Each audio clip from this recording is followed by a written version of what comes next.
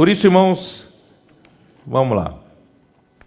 Então, irmãos, claro que não se trata de sofrer como assassino, como ladrão, como malfeitor, praticante do mal, ou como quem se intromete em negócios de outrem. Olha só por que Pedro menciona isso. Porque, irmãos, nós somos muito fofoqueiros, né? Mexeriqueiros. Nós gostamos de nos intrometer em negócios dos outros. Não diz respeito a você. Por que você gosta de entrar nos assuntos dos outros, né? Desde que cada um trata com seus assuntos, né? Deus, então, do que você ficar comentando como fofocas, você viu aquele irmão ali e tal, né? Eu passei na frente da casa dele e estava com isso, aquilo, tal. Aí aquela irmã, então, aquela irmã encontrei no shopping, ela estava isso, aquilo. Irmão, para quê? Não se intrometa nos assuntos alheios, certo? Vamos cuidar de si mesmo, né?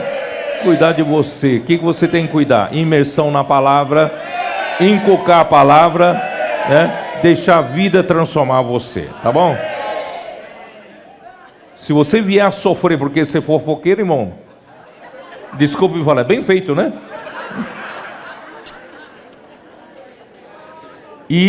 E sim, sofrer como cristão. Onde está aqui? Versículo 16. Mas se sofrer como cristão, né? Irmãos, a palavra cristãos ou cristãos em grego é cristianos, né? E isso é que naquele tempo denota, né, que é uma terminação que denota o pertencimento, pertence a alguém. Por quê? Porque naquele tempo havia os que eram chamados de caesarianos, que eram de César, imperador César. Então eram os caesarianos que pertenciam a Kaiser, tá? E aí em Antioquia os discípulos foram pela primeira vez, isso está em Atos 11, versículo 26, dê uma olhada. Atos 11, 26, foi pela primeira vez os discípulos foram chamados de cristãos, né? É isso, né? 26, tendo-o encontrado, levou-o para Antioquia e por todo um ano se reuniram naquela igreja e ensinaram numerosa multidão. Em Antioquia foram os discípulos pela primeira vez chamados cristãos. Irmãos, esse termo cristãos, na época, você sabia que tinha um sentido pejorativo?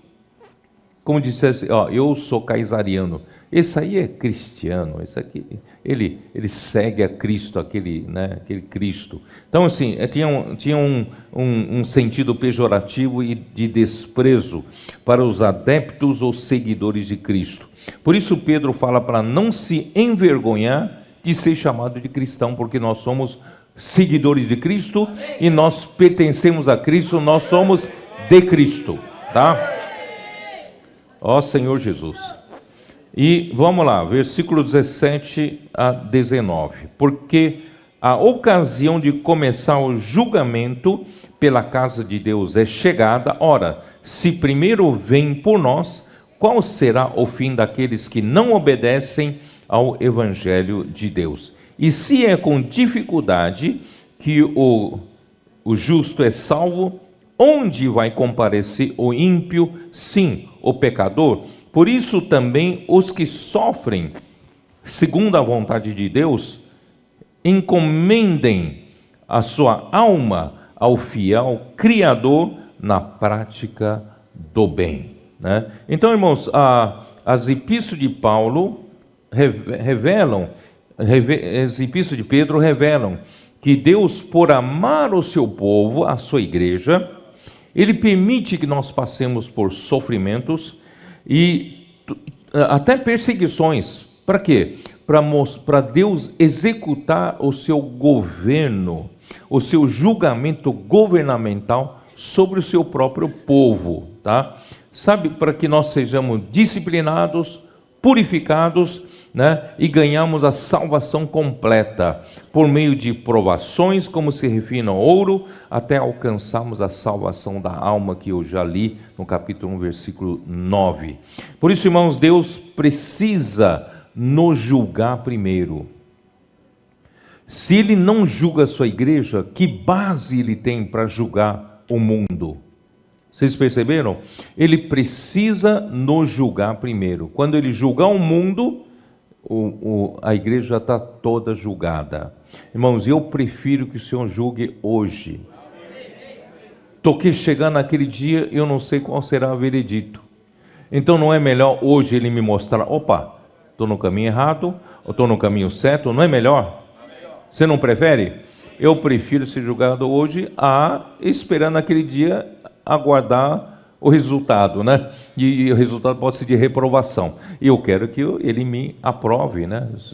Se for para reprovar hoje, né? Para eu poder buscar aprovação, certo? Então, ó Senhor Jesus, então é isso, por isso que o Senhor precisa, né? Então, se Ele, olha, como o julgamento dele já é tão difícil para nós, né? Imagina então para os que não obedecem ao Evangelho. Por isso, irmão, não pense que as coisas, né, o mundo pratica a maldade e isso vai ficar impune. Nada vai ficar impune. Deus é um Deus justo, é um juiz, né, que ainda, toda injustiça ainda será cobrada. E muitos que entre nós, né, prejudicaram a igreja, fizeram, né, danificaram muitas famílias e muitos irmãos, né, não pense que isso vai ficar impune, não.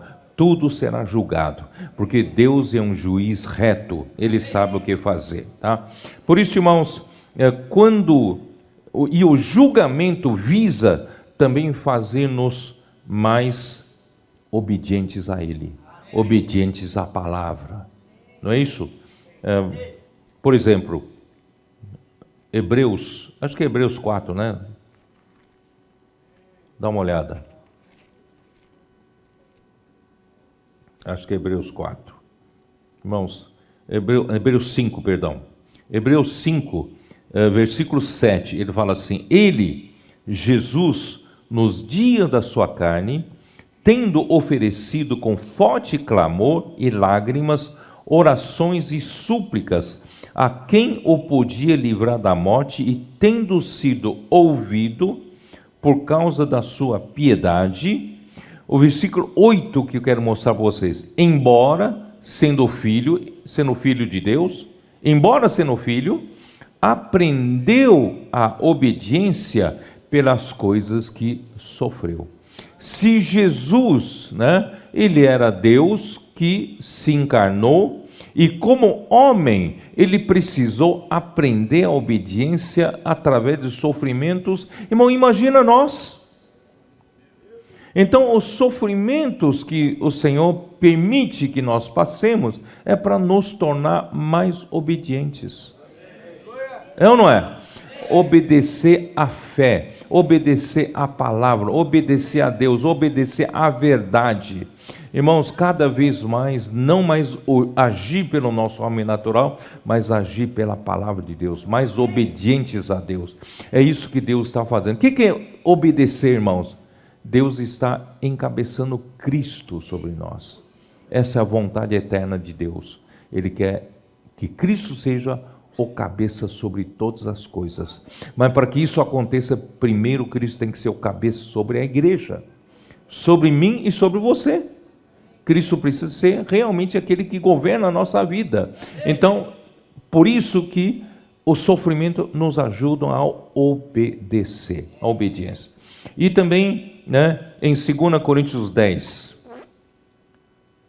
para que Deus está conseguindo a nossa obediência, é para quê? Para ter base para punir a desobediência, tá? Vamos lá, capítulo 10, versículo 4 diz assim: porque as armas da nossa milícia não são carnais, e sim poderosas em Deus para destruir fortalezas, anulando nós sofismas e toda altivez que se levante contra o conhecimento de Deus, levando cativo todo pensamento à obediência de Cristo. Então, quando ele fala das armas na nossa milícia, ele se refere às palavras. Irmão, a palavra de Deus é a melhor arma. A palavra de Deus nos leva o nosso pensamento à obediência de Cristo. Derruba toda a fortaleza da nossa lógica, nossa justificativa, nossos argumentos, né? A palavra nos leva pensamento cativo à obediência de Cristo. Aí o versículo 6, estando prontos para punir toda desobediência, uma vez completa a vossa submissão. Então a nossa obediência, a nossa submissão a Cristo é para Deus ter base, Ele poder julgar e punir toda a desobediência. Portanto, irmão, não estranhe o fogo ardente que surge na sua vida. Deus está fazendo de você cada vez mais obediente a Ele, encabeçado em Cristo, tá bom? Ó Senhor Jesus. E também, né, ó Senhor Jesus, vamos lá. Aí vamos continuar, né? Eu preciso seguir, porque senão não vai dar tempo de terminar. 1 Pedro, capítulo 5, vamos terminar os 5 todo, tá?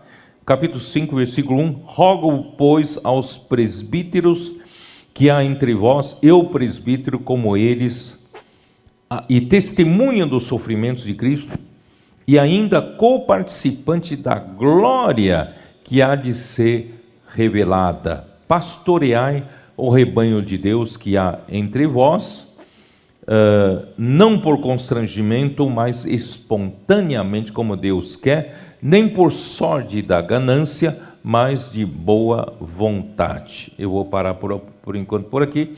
Irmãos, Pedro fala, ele roga aos presbíteros, porque ele também, né, deve ser, está na função de um presbítero, também de apacentar, né, o rebanho de Deus. E, irmãos, quem são presbíteros? Presbíteros são pessoas, né, que quando Paulo passou de cidade em cidade, levantando igrejas, levantando grupos que crerem no Senhor Jesus, né, e na sua volta, na região da Galácia, na sua volta, ele estabelecia presbíteros em cada cidade. Então, em cada cidade tem uma só igreja, e em cada cidade tem um só presbitério. E os presbíteros são levantados, são designados pelo Espírito, mas através dos apóstolos. Então, o apóstolo é que designa, é que estabelece presbíteros. E esses presbíteros, se você podemos ver aqui, Atos, vou usar alguns versículos aqui para vocês. Atos capítulo 14, versículo 23. E promovendo-lhes em cada igreja a escolha de presbíteros, depois de orar com jejuns, os encomendaram ao Senhor em quem haviam crido. Quer dizer, o apóstolo Paulo estabelecia presbíteros em cada cidade. Então os presbíteros são levantados para quê? Para que em cada cidade, quem são os presbíteros? Presbítero são os mais maduros. Então tem lugar que o presbítero também é traduzido por anciãos. Presbíteros e ancião, quer dizer, são pessoas relativamente mais maduras entre os que creram no Senhor Jesus em cada igreja, em cada cidade. Para que servem os presbíteros? Servem para pastorear o rebanho de Deus, tá? E os presbíteros, né, são para supervisionar. Está em Tito, capítulo 1, versículo 5. Tito, capítulo 1, versículo 5. Por esta causa te deixei em Creta para que pusesses em ordem as coisas restantes, como que em cada cidade constituísses presbíteros conforme te prescrevi. E em Atos capítulo 20, Paulo chama os presbíteros da igreja em Éfeso, em Mileto, para lhes dizer o seguinte, Atos capítulo 20, versículo 17. De Mileto mandou a Éfeso chamar os presbíteros da igreja em Éfeso, tá? E versículo 28. Atendei por vós e por todo o rebanho sobre o qual o Espírito Santo vos constituiu bispos, para pastoreardes a igreja de Deus, a qual ele comprou com o seu próprio sangue. Então, os presbíteros são os bispos. É a mesma categoria de pessoas. Os presbíteros é pela sua maturidade, mas maior dentre os irmãos daquela igreja, que os apóstolos, o apóstolo teve a direção do Espírito em estabelecer. Então, esses que são mais maduros entre os irmãos têm uma função. Qual é a função? Função de bispo. O que é bispo? Em grego é episcopos. Episcopos significa supervisor. Então, os presbíteros são supervisores da igreja. São os que pastoreiam a igreja. Então, presbíteros e bispos são a mesma pessoa. No entanto, no século II, eles separaram. Presbíteros é uma categoria, bispos é uma categoria superior. Isso não é bíblico. Não é bíblico. Presbítero é a pessoa mais madura e o bispo é a sua função de supervisor, tá bom? É a mesma pessoa. Então, qual é a função? É pastorear o rebanho de Deus. Portanto, irmãos, para quê? Por isso que Paulo falou para eles lá em Atos 20, vocês têm a função de supervisionar, mas eu já vou avisando que vocês vão ter problemas, tá? E vocês vão fazer o quê? Capítulo 20, versículo 29. Eu sei que depois da minha partida entre vós penetrarão lobos vorazes que não pouparão rebanho. E você tem que cuidar desse rebanho, e portanto vigiai, e que dentre vós mesmos, dentre os presbíteros mesmo, dentre vós mesmos se levantaram homens falando coisas pervertidas para arrastar os discípulos atrás deles. Irmãos, até mesmo entre os presbíteros, alguns vão se desviar e vão ficar levantando seguidores após ele. Irmão, olha só como é que é o homem natural, Então Paulo já estava advertindo aos presbíteros. Portanto, irmãos, os presbíteros são levantados pelos apóstolos para cuidar de cada igreja, para pastorear o rebanho de cada igreja, mas os presbíteros continuam, irmãos, sendo submissos, obedientes ao apóstolo. Tem gente que fala que os presbíteros, depois de ter sido levantados em cada cidade, os apóstolos não têm mais nada a ver com a igreja daquela cidade. Não é verdade. Você lê todo o livro de Atos dos Apóstolos, Paulo continua liderando as igrejas através da palavra, só que o assunto do dia a dia, ele deixou para os presbíteros cuidarem de cada cidade, certo? E os presbíteros precisam levar os irmãos daquela cidade para seguir de perto a palavra profética, tá? Então, é isso que faz a coisa funcionar, tá bom?